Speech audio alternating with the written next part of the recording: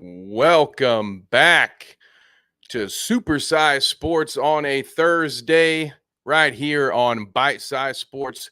Kev with you here as always with my wonderful co-host James. What up, Kev? I am having a great day, James. I think we spent our evenings after work We leading up to this did. show the same way. How was your evening, sir? It was great. I got out of work a little bit early to go see one of the early showings of Deadpool. So, Kev, I think you did the same thing. That is correct. Now, I was not able to get out in time for the old matinee, but I did I caught catch the it. second matinee. I was able to make it. Nice. I not only did I not catch the matinee, James, but I ended up paying $3 more for like the ultra screen with the Oh, extra sound boost in there. is it worth Strictly it? out I've of never done it before. it was honestly, it made the sound effects and stuff a lot more impactful. Like I would say visually Yeah. it wasn't a big difference. I mean, it looked great, don't get me wrong, but I imagine it Yeah. looked just as great in a regular theater. Yeah. But the Yeah. audio boost was nice. But I'm not gonna lie to you, that theater was significantly larger than the other one that was in at the same approximate time. So I Mhm. basically just paid $3 to make sure I didn't have to sit next to anybody. Yeah. Just get That's away the from kind of dude everybody. I am when it comes to a movie, especially the first time viewing of it. But anyway, we won't spoil it at all or talk your ears off about it. I know y'all are here for a sports show, but our sister station, The Check it Dweeb, out. go check that out. James already has his initial thoughts out, Spoiler and free. Spoiler free. that is right. Boom, spoiler free. And we will be meeting on Monday to do our full deep dive conversation on that. I'll have a video out about it too in between now and then. So go check us out at The Dweeb on Twitter. 2 Ds in Dweeb. You can also see the info. It's scrolling down there on the bottom. And I think It's there. You'll find it. James got it in the chat as well. So appreciate you, sir. All right.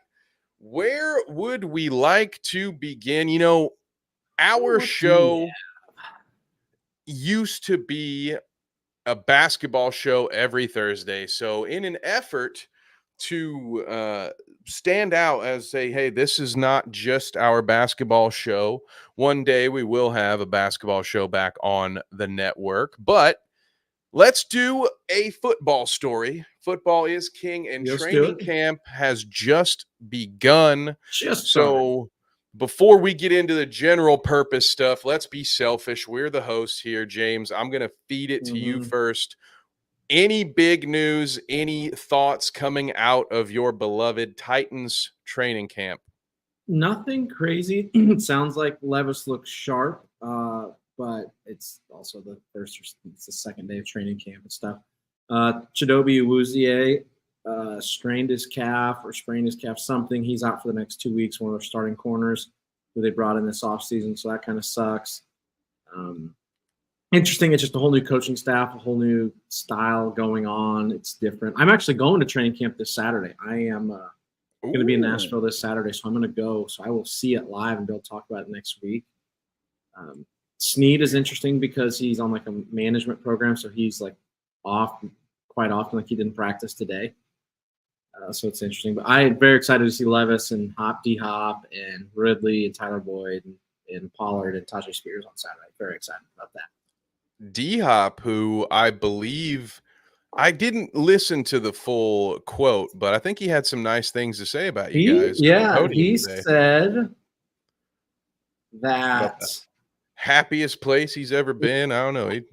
It's the happiest he's ever been in his career. He loves the organization and what the city of Nashville has done for him overall. So it's pretty big praise, and also kind of a little backdoor shot at Houston there, who's also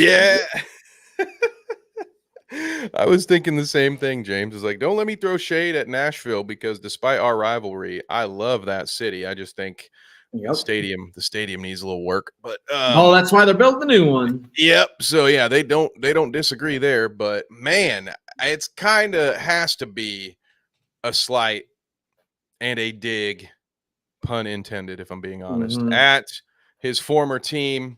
Very much the Houston Texans, who I believe kind of like, didn't they it just wasn't a great relationship. And Really deteriorated at the end there.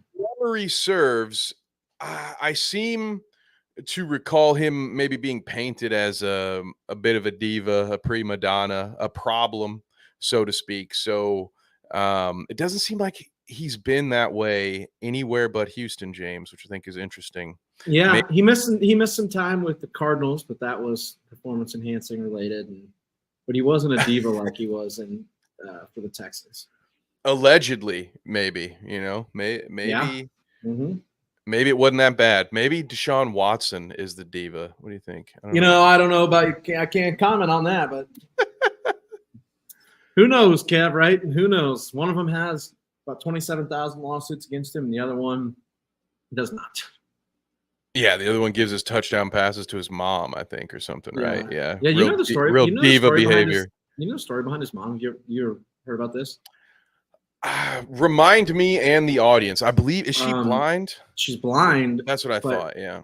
But wasn't born blind. And I don't quote this exact story, but it was along the lines of something with her car got stolen or her man took her car and she went to get it. And the house he was at, a woman came out, like it might have been somebody was sleeping with or something. Like, don't quote this exactly, but Sure. She threw something on her face out of a bucket that had chemicals in it that blinded her. Oh my God! Of all the ways, let me. I can find this real quick while we're talking. Jesus, I don't dude. Ooh, now not to make too much light of the situation, but it's kind of what I do. So she it's like a Batman villain's origin story. That's literally how Two-Face was created. That's awful. So she sits like first or second row of games, and his sister, I believe, is the one that like narrates the games for her. Let's see here. This was back in 2019 on ESPN. 17. So she lost her vision like 22 years ago. Let's see. Let me see. It's in here somewhere. And D-Hop gives the touchdown balls to her every time he scores. That's right. That's how I learned about it, I believe, was that part getting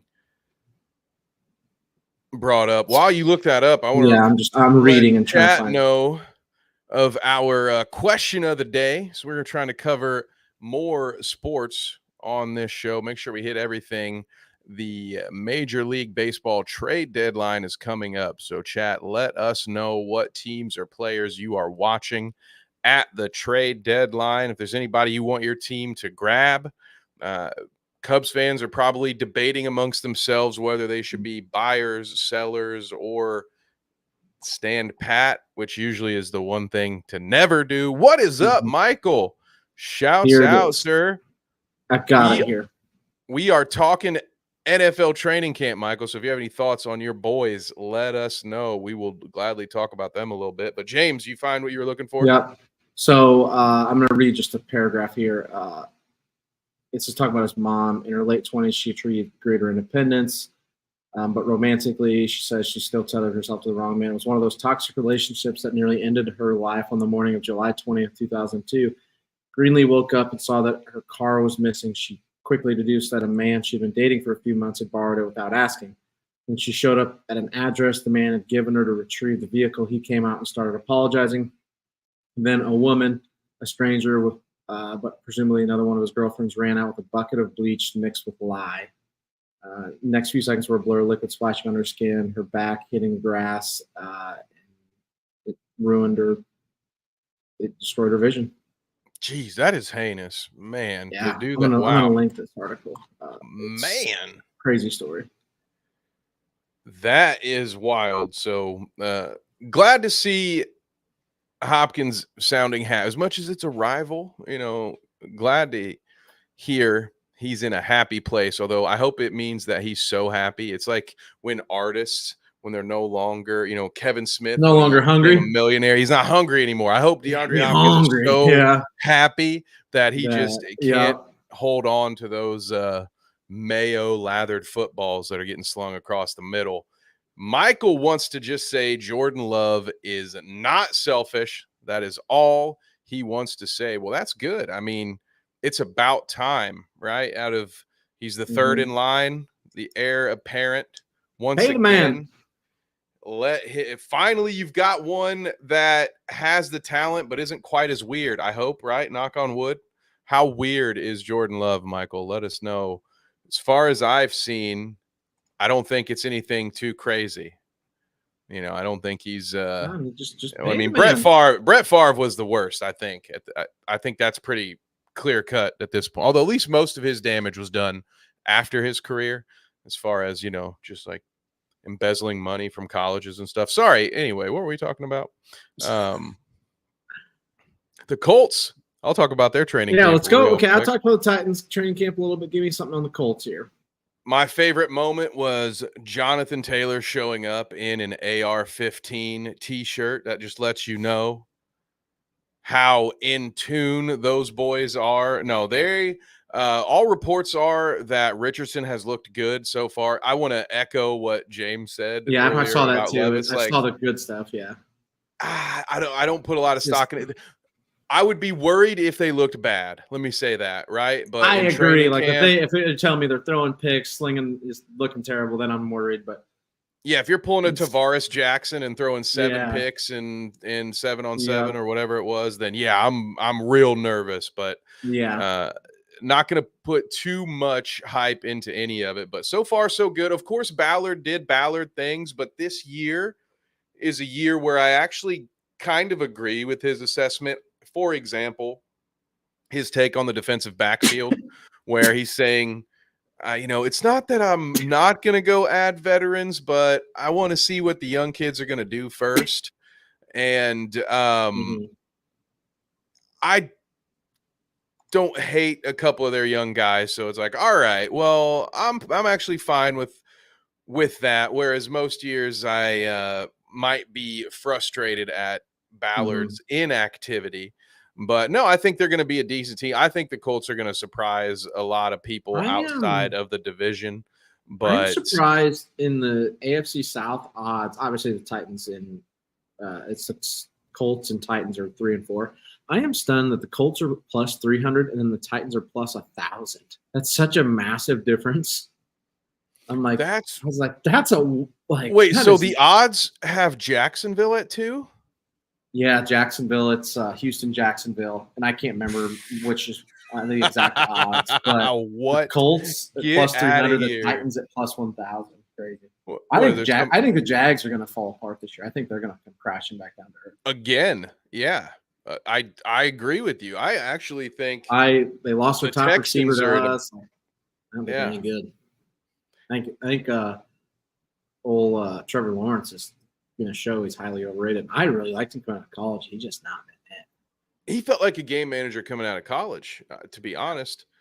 But a better athlete. Who he kind of reminded me of was Alex Smith, maybe without the arm strength. I feel like Alex Smith, who didn't have a howitzer on his shoulder by any means, but I don't think deep ball when I think Trevor Lawrence. And he just always felt like a dude who I could see the potential. I can understand why people were going after him. But at this rate, like this far into his career, you compare his numbers to Gardner Minshew's, and they're like the same.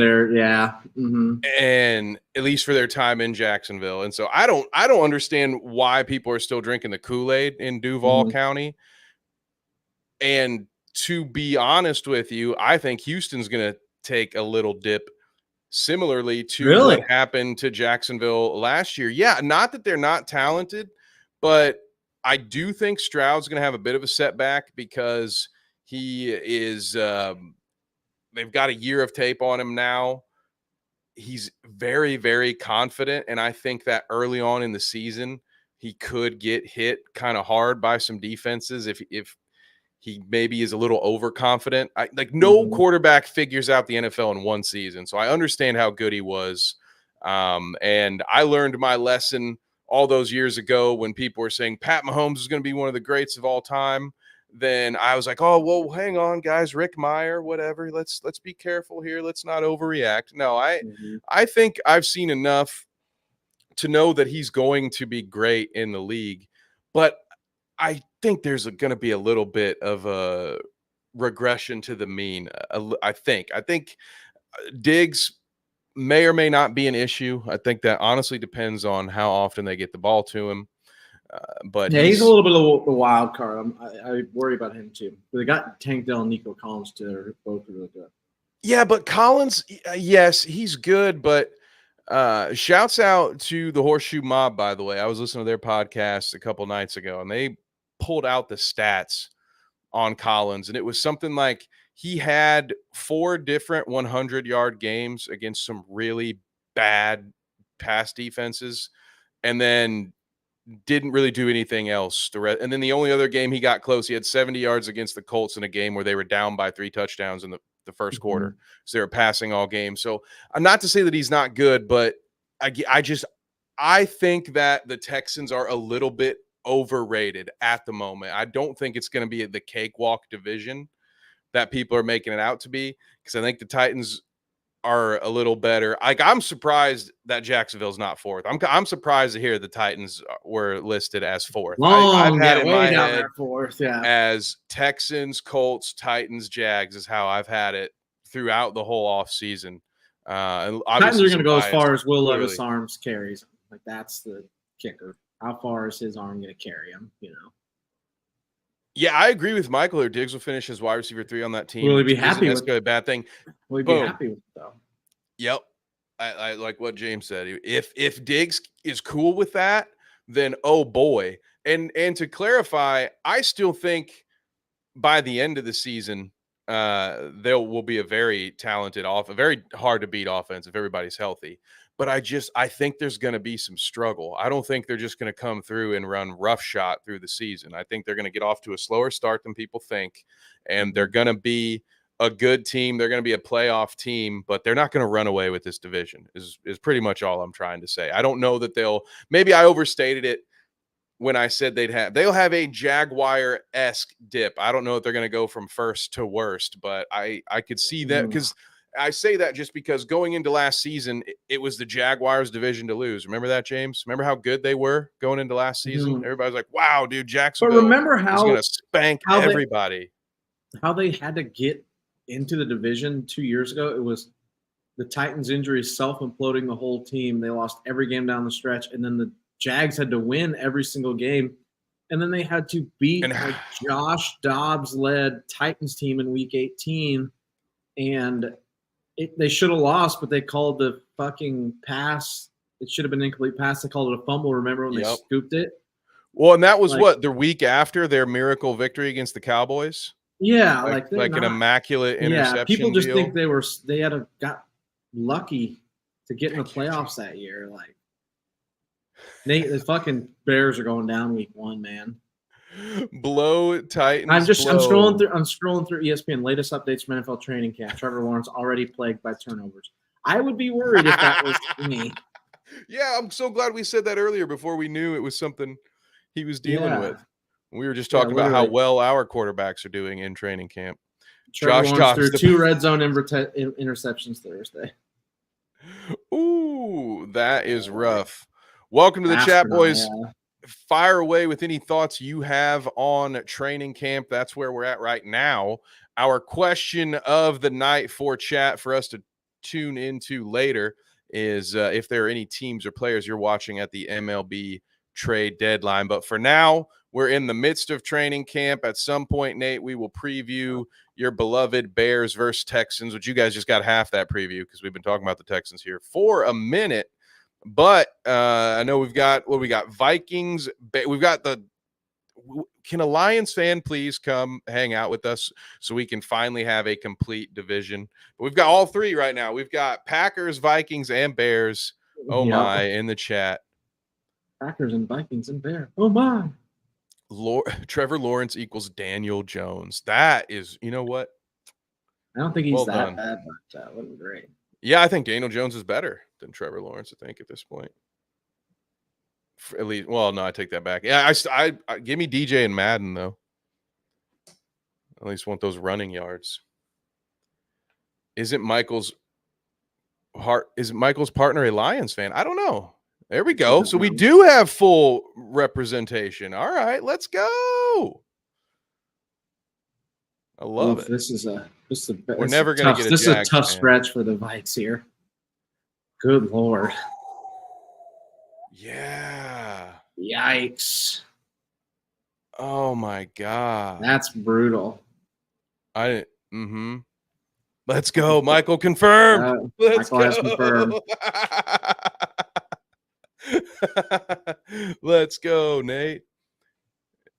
Nate would never forget. He's like, I never forget a rival. Oh, ooh, Nate, for the I'm gonna star your baseball take for later when we hit that, but I like that one a lot. Well, here we go. Since we've got Nate here and we just talked about the Texans, guys, keep firing away with your training camp talk, but I'm gonna slightly pivot while we stay in the NFL realm, and let's just talk about next week's Hall of Fame game, James. Let's do it. Texans versus Bears. I Before we do the whole who you got, I mean, what are your thoughts on preseason football? Do you still like the Hall of Fame game?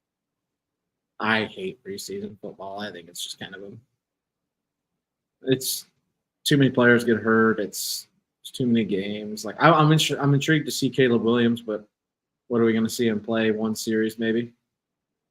We already saw one of the at least I saw a highlight today. He was running to his left, and I believe jumped off his left foot, his back foot, and threw it across his body, a jump pass. I believe it was completed, but those always worry me, James. As soon as I see somebody doing a Jamarcus Russell throw or a Zach Wilson throw out there in training camp, I'm like, uh-oh, why are we practicing that? You know, like, why are we practicing our jump back, step back, fade away, rolling off, you know, with a rolling pocket to the left? Like, really, coach? Do we not learn in Chicago? How many times are we going to do this to a rookie quarterback? How many times are we going to do this? Keep it simple, stupid. But let's see, Michael, James isn't like me. I get hyped for the Hall of Fame game. I get invested in the good players and follow them to their inevitable path to the UFL. Yeah.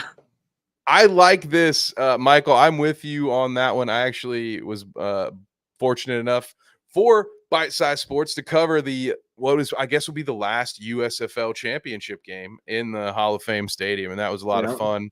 And one of the things I love about spring football and all these other leagues is the ability to watch some of those players that you were a fan of in college, or somebody that has a great preseason story that inevitably gets cut. And then nowadays, especially with the social media presence of the UFL, you can catch up. I mean, the Birmingham Stallions get a new starting quarterback every year and send him to the league. I know Michael knows what I'm talking about, Mr. Alex Magoo. I think their fourth guy they're trying to load up is former Notre Damer Sam Hartman. So let's see. I don't know if they can save even him. I hope so. We got some Leroy Horde. Oh, are we doing the nice? We just naming players up in here. I love this. Sure Aaron looks this Kim way. and Israel Adonijay. Ooh, I love. What is that? An old Bears D tackle. The Packers cut Magoo. No. Bye-bye, Magoo. I don't know much about your backup situation, Michael. I can't remember who it is, but Magoo, I always thought would make maybe great, strong. Maybe I'm being biased. He played really well in the USFL, and I thought he could be a serviceable backup. He reminds me a lot of Minshew, and I don't know if it's just because of the long hair and the occasional tendency to have some happy feet and maybe hold the ball too long, but he can make some plays with his feet. I'm not surprised to see that they tried him at receiver. Oh, man. Maybe he'll be back in the UFL. We'll get to watch him. Just juicing the chat count. Thanks, John. I love that. Oh, Clifford and Pratt. Clifford has made the defense look like the 85 Bears. Pratt has been better than expected. Nate says Colts better have cut contact with Robert Mathis. What, Nate, what was it? He was involved in some, is it a church situation? Colts are overrated once again this year, says Ken. Texans for the AFC. Shut up, Kenny. You're good call on the Colts, but we're gonna get out of here. Get out of here with that slander. I agree with that. Very accurate. That's Go a and spot get. on Titans Go and take. get. But Texans for the AFC. It's going to be the Chiefs again. I'm just going to be mad about it. They're going to win the AFC. Stupid. I hate it. Or oh, there we go. Nate says Robert Mathis, before I move on, was involved with a cult with a abuse case involved. Yikes, man. Jesus. God damn it. That's awful. Hey, Ring of Honor or not, obviously cannot condone such behaviors, must be disavowed. Got to cut any and all ties. It hurts me. One of 3 players in Colts history to ever be good at defense. And now we're down to 2. Now he will be erased from Colts history if that is true. Lions, Bears, Steelers. What do you say? Colts have like 5 of their 8 home games that will be home games for the other team. Damn. Ouch. Ouch. Yeah, especially if they don't win games early, it might not be quite as loud. I mean, I know that the Indianapolis crowd can get loud. We've seen it in the Pacers playoff games. It's just the Colts team hadn't given them much to cheer for in the past decade. Oh my God. So I'm torn as we talk about the Hall of Fame game. As much as I don't love the preseason, James, I still love the Hall of Fame game because it's in Canton and because it's the official start of, training camp's cool and all, but this feels like for me, once we get that Hall of Fame game, it's like we're really here. It's time now. But I can't watch more. Like, I can't watch the whole game. Especially now with fewer and fewer starters playing even a series or 2, by the time we get to the 3rd and 4th quarter, with all the cuts being done at the end of the preseason, guys that you're seeing some guys that, they might not even be on the UFL's radar. They're literally just, hey, go out there. It's like when Anthony Rizzo has to go pitch in the 9th inning or something. They're just like, hey, we don't want to waste an arm, so we're gonna go. We're already down 9 runs. Let's throw a right fielder out there to get shelled. That's how it feels in the second half of almost any preseason game at this point. So I don't know. I'm excited for the game. Give me the Bears to win it. One of the few Bears victories that they will be celebrating all season. Sorry, Nate. Don't show this clip to my family.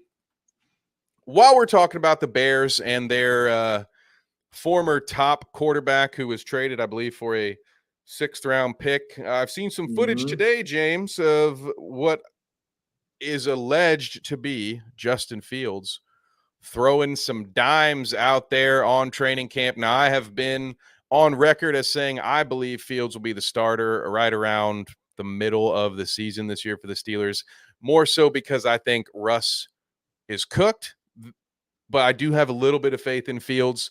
Have you seen this footage? Do you put any stock into stuff like this? It's so early, like we said earlier, but isn't Russell hurt right now? Isn't he going to be out a couple days, maybe a week, something like that? I think he's injured. I think that's why you're seeing. Let me see.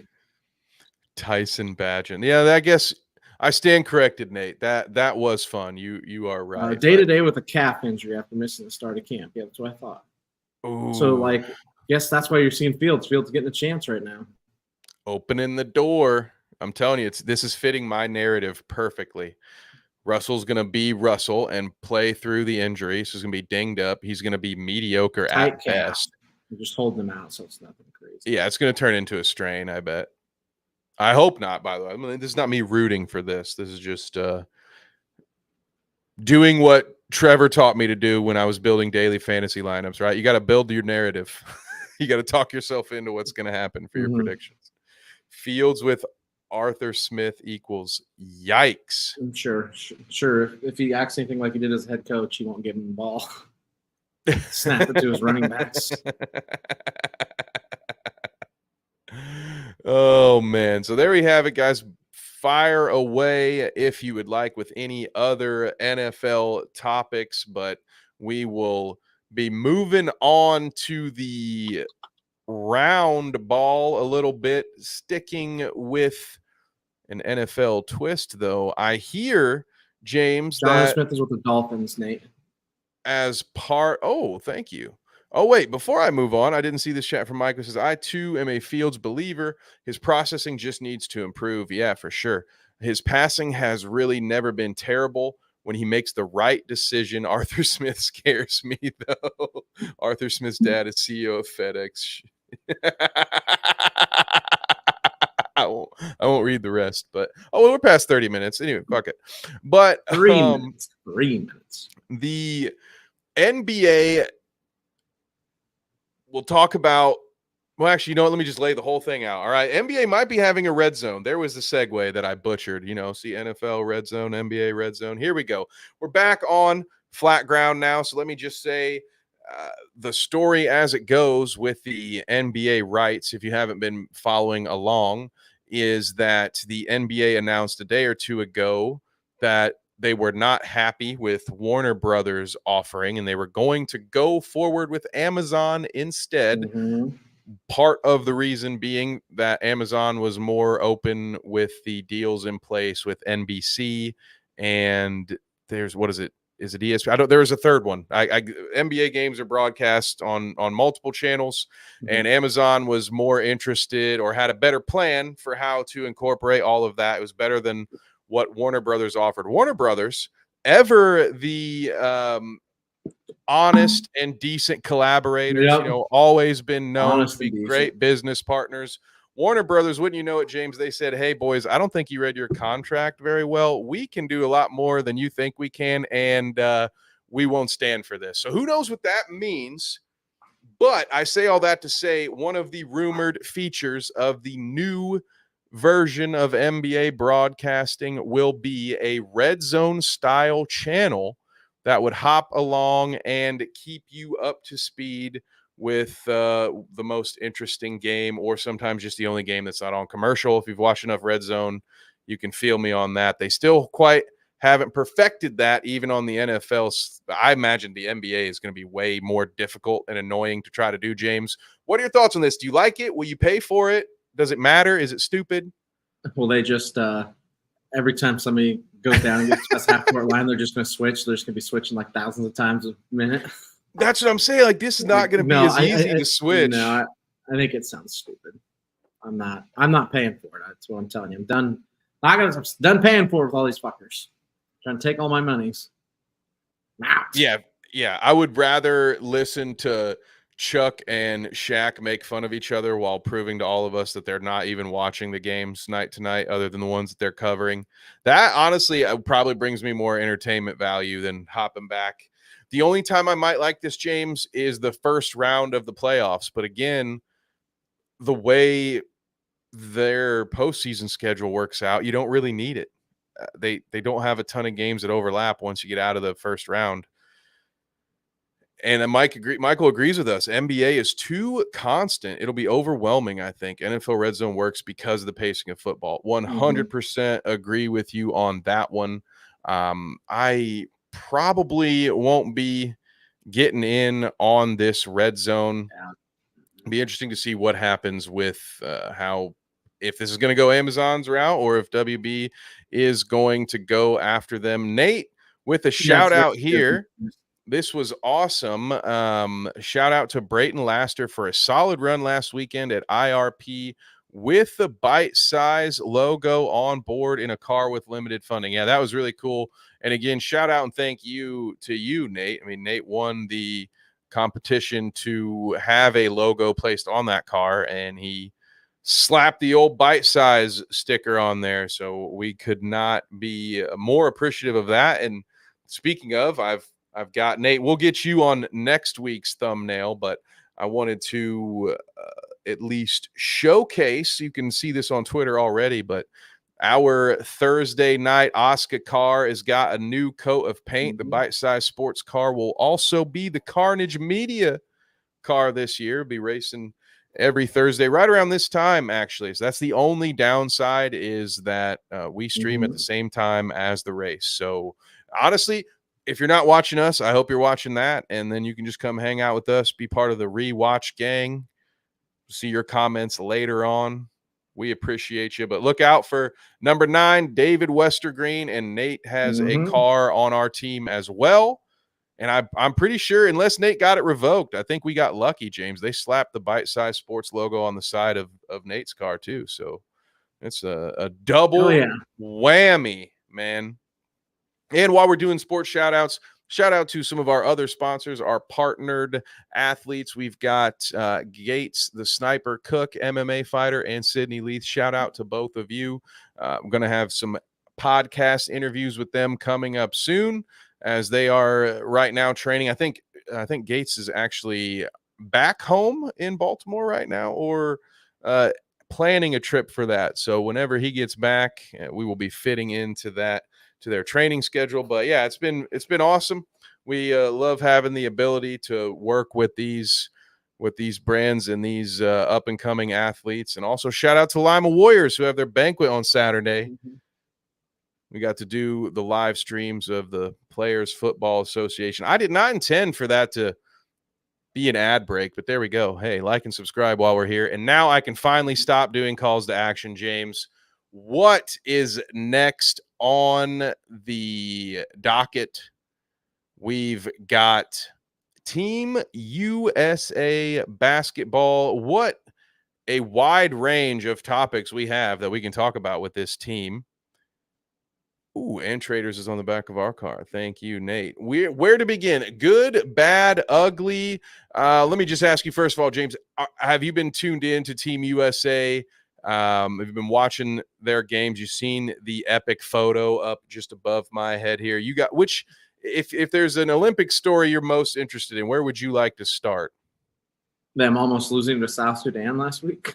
That's probably like the best, where I thought the best team USA. I'm putting this in quotations. The best Team USA team ever, and they almost lost. They should have lost to South Sudan. Larry Bird in 1992 was getting brought to the court on a moving dolly because his back was so broken, and they would have never lost to any team or gotten this close to losing to any team. Although I don't even want to say to play devil's advocate, but to be contrarian here, I will just, to put the positive spin on it, we'll do our PR thing. But I do believe this. Part of me really loves that international basketball has gotten so much better. Like, obviously, this was more about a Team USA team not handling business than it was like, oh, hey, look out for South Sudan. They're going to be world beaters. But like, I love that on the international stage, we can have these upset, that it's even possible that these other countries have, because of, in some part, the Dream Team and Michael Jordan and Yao Ming and some of these other Dirk Nowitzki, any of these guys that have crossed international borders and helped grow the sport. Now you've got kids all over the world growing up wanting to be a pro, even in their own country or in the NBA, and it's just made it so much more entertaining to watch, I would say. But yeah, you definitely worry if you're rooting for Team USA, although I hear their odds are still pretty favorable to win gold. I think it's only like, I'm sure they're minus 400 or something. Like, cash. I'm sure they're the favorite, man. Even after, Nate says Gilbert Arenas is an ass for what he said, though. Honestly, Nate, this sentence works for literally every episode of a podcast Gilbert Arenas has ever done. Like, I can stop it right here. Gilbert Arenas is an ass. End of sentence. Like, he's just a straight up asshole. Okay. Maybe he's playing a character. Gilbert Arenas on screen is a just angry, butthurt asshole who just, I think, is really, really upset that he's not playing in the modern NBA because he was doing that hibachi thing and he was shooting from the logo long before Steph Curry was, but he wasn't doing with nearly the accuracy, and it probably not quite the range, but he was the deep three guy of his time. And I just, every time he talks, I feel like I get less intelligent about the sport of basketball. Like, he's just saying dumb. He's taking the Paul Pierce route of like, oh, I've got name recognition in this sport, and I can just say whatever's going to get me the most attention is what I will say. I agree. Gilbert Arenas is so far removed from anything I care about. Like he says stuff that just get a rise. I agree. Get Gilbert Arenas and Pat Bev on a podcast so I can just avoid them both with one show. Nate says if you took all-time players from South Sudan, they would have a pretty legit team with Manute Bol and Bulls era Luau Deng. Oh yeah, that's true, dude. Luau Deng, solid player in his own right, has one of the historically has some of the weirdest contract trivia in all of NBA. His he was one of those dudes who got a bag at one point. I think it was from the Lakers. I can't remember, but he had that good time. Like Nate points out here, Bulls era, dang. But it was not to be. Oh, here we go, Nate. You beat me to it. Honestly, I had forgotten to put this on the run of show, but I wanted to talk to you about it, James, because I got myself in some hot water on the Twitter machine. Throughout the week, there was a tweet involving the USA basketball rotation, which was pointing out that after getting off to a good start, Tyrese Halliburton was getting fewer and fewer minutes.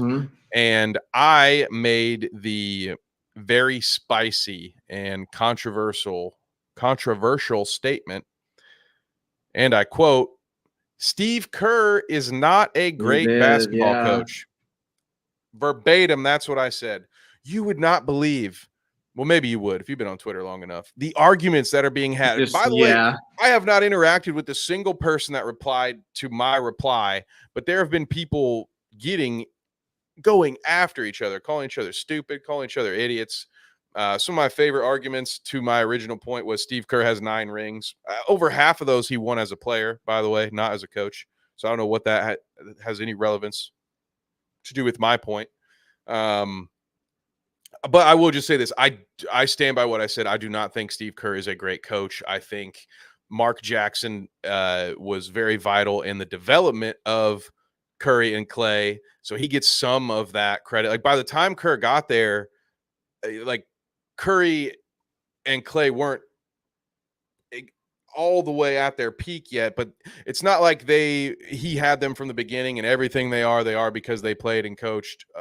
They played under Steve Kerr, and they went after Kate. Like they just had so many stacked teams that if you ask me, Steve Kerr is a decent manager of personalities. But how many times does he not call a good play? How many years do we end up talking about the Warriors rotation throughout the season? Like we are almost always talking about how they manage their minutes. Almost every year there's a young guy that all Warriors fans and NBA heads are calling for, like, why isn't this guy seeing minutes? Like what? Like how many times are people calling for Kuminga to get playing time? Like there's just been so many different things where it's like, I personally just do not believe Steve Kerr is a good coach. I think he's sort of like a Doc Rivers who once you have some success and you're a former player, like you're just in, you're made, you're set. Steve Kerr will have a job in the NBA for as long as he wants it because he was lucky enough to coach 3 Hall of Famers at the same time. And we're just really, where would you have him, James? How about that? You can be my barometer here. I feel very differently. I think he's a fantastic coach. Like you can question the substitution stuff like he's doing right now, but Mark Jackson didn't do shit with those players. Point that out. Had the same team.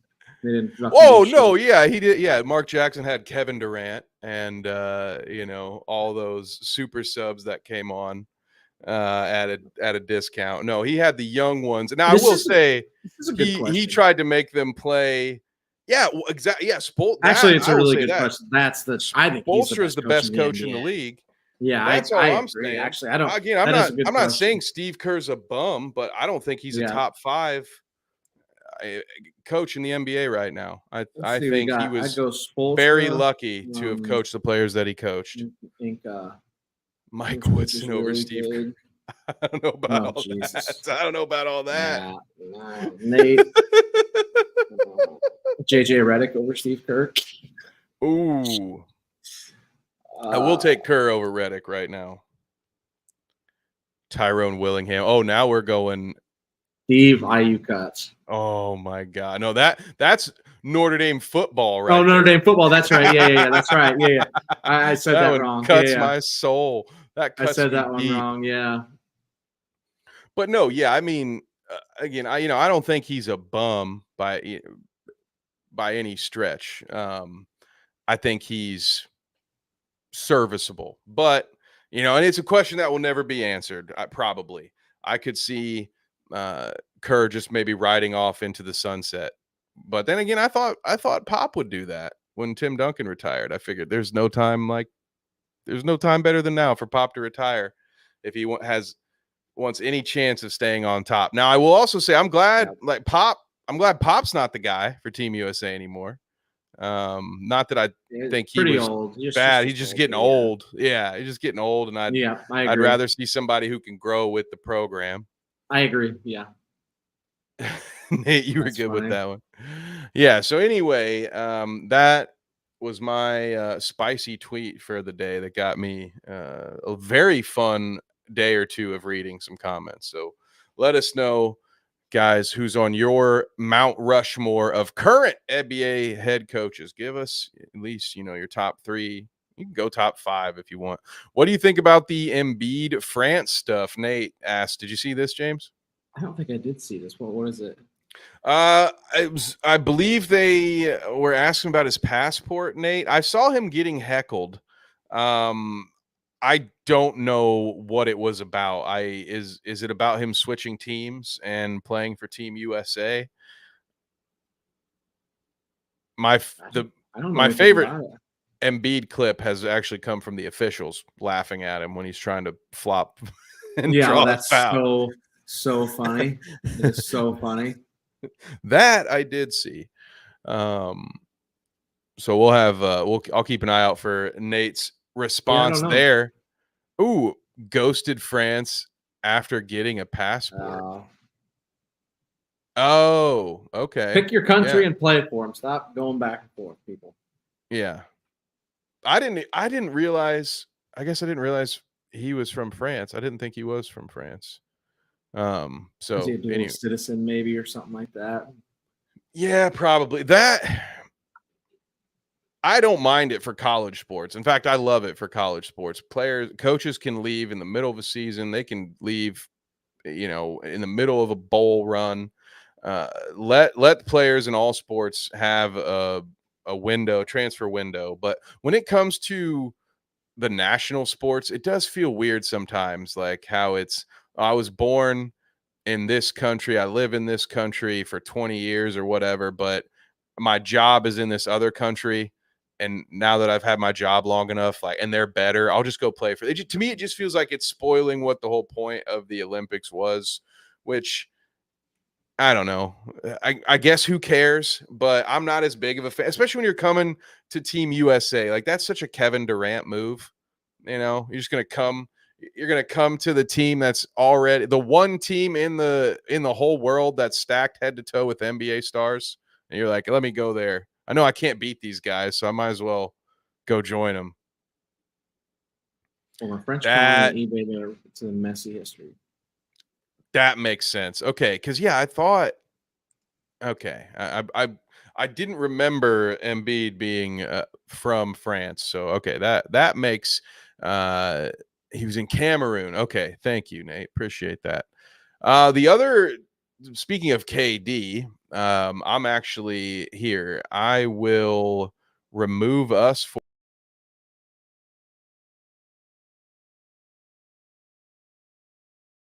posterization of Kevin Durant, brought to us by Anthony Edwards. What are your thoughts on that one, James? I didn't even see it. I haven't seen the clip. This is the first time I've seen it. Is that I haven't been paying attention. I've kind of missed a bunch of it. It's a potential passing of the torch type moment for a lot of fans. I think Edwards is fast becoming a known face to even the casual sports fans just because of his sound bites. He's playing the game very well. He's saying a lot of things that will get him attention, and then he's got the game to back it up. At least most of the things he says he can back up. And he dunks like this. KD had some funny tweets about it. He said something like, I tried, Jennifer, or something like that. Nate says, you don't want to have the torch passed to you by Durant. And that's fair. And, you know, but there are I think there are a lot of people who, at least as far as his game goes, the individual stuff, that will look at Kevin Durant and say, if he didn't get hurt, he's one of the best to ever do it. At his size, to have the ball handling skills, the passing skills, the ability to get open in that shooting range, like that'll be one of the biggest what ifs to me. If KD didn't have multiple seasons where he went down, you know, he could be, and maybe if he were just built a little bit differently, like he seems to care about a lot more than just basketball. Whereas, you know, LeBron clearly has been giving his all to, not saying that Kevin Durant, I don't know, it just feels like it's a different mindset. If Kevin Durant had wanted to be the GOAT the way that LeBron craves being known as the greatest, like the way the rest of us need air, you know, LeBron clearly wanted that to be a thing. I think a healthy Kevin Durant that wanted it bad enough might have been that guy for us, but we'll never know. But again, I like this one. There are a lot of weeks where James and I agree on so many things. So I do like when we have moments to disagree, or at least this time, I guess I'm disagreeing with Nate, but that's just any day that ends in Y, that Nate and I disagree on something. But I think it's, I love sometimes the practice and exhibitions that go up into Olympic games as much as I love those games themselves when it comes to our hometown NBA talent, because you get to just see some things that you otherwise wouldn't see. You know, we have a quote from Steph Curry talking about, you know, how fun it is to play with LeBron. And this, you know, one of the few times he gets to do that for a regular basis is when they're on Team USA like this. And so it gets you, if it gets the rumor mill going in your head, as far as like, we know that deep down these two would love to get a season together, whether it's in LA or Golden State. But I have a lot of fun watching the old guard and the new guard when it comes to the superstars of USA basketball getting together, mixing it up. And I'm a big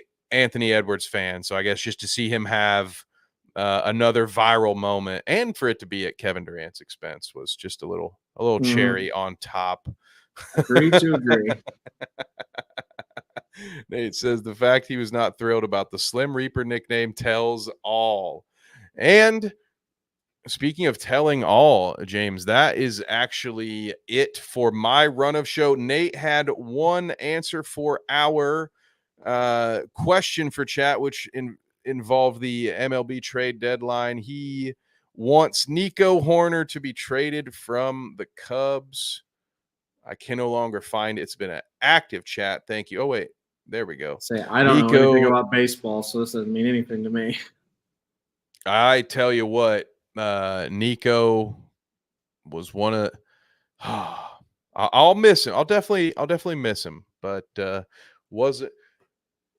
didn't quite work out the way we had wanted that one. The Cubs, as I think through it over the last decade or so, there have been a few different promising middle infielders that for one reason or another just didn't pan out, despite at one point having all of Wrigley screaming for him. You know, Addison Russell, Javi Baez, my God. Now, luckily for the Cubs, Javi fell off a cliff after he left Chicago. Hey, what's up, Diggs? Welcome. So yeah, there was Nate's keeping an eye out on basketball and that. And sorry, Diggs, is actually, he caught us we're bouncing just out on our way out here. James, do you have any topics for the folks at home? If not, let them know where they can find you, because I know you're working on some things outside of our lovely channel here. So what you got? You can catch us, me and you, Monday at 6 p.m. talking Deadpool on our sister station Dweeb this week. We've both seen it today. We're going to go into our spoiler cast on Monday. Every Wednesday at 9 p.m. also on that station, catch us talking Star Wars on Han Shot First. And you can also catch, I just posted a video earlier, we talked about it briefly, of my spoiler-free review of Deadpool. So go check that if you get a chance. But yeah, a lot of stuff going on other stations while we're getting ready to ramp up for sports season here. That is right. And once we get back in the full swing of things and football season is underway, we will have Necessary Roughness coming back here on the channel. I don't know if it will still be on Tuesdays. We will let you know, but make sure you're subscribed so you can be notified for future videos and live streams. Like James mentioned, go check out our Deadpool content on Dweeb. He's got a spoiler-free review out right now. I will touch into some of the spoilers in tomorrow's video, and then we're going full deep dive conversation. Come join us. Those streams are a lot of fun. We have a very active chat over there who likes to get into it, but that will be a full spoiler. So if you get a chance to watch the movie over the weekend, come join us on Monday at Dweeb. If not, go over there and turn that notification bell on so you can save it and come see what we thought when you were done with it. Because I get it. Every once in a while, the vast majority of the time, I save my movie going experience for Tuesday when it's a $6 ticket and a free.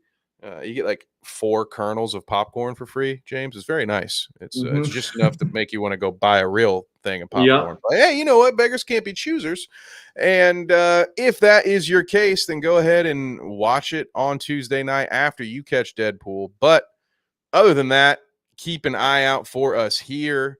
I've got some more pay-per-views coming up on Carnage Media, as you can see on the car below. But the best way to keep tabs on us is to follow us on our Twitters, which are shown on the screen right now. So thank you all so much once again, James. Thank you, as always, for joining me. And folks, we will catch you next time. Here is a word from our wonderful sponsor at W Energy, and we'll see you next time. Sports. Are you looking for an energy boost without the jitters? Let our friends at W Energy help you with their fantastic selection of flavors. Just visit www.w.gg and use the code BITESIZESPORTS at checkout for 10% off your order total. Again, that is www.du.gg.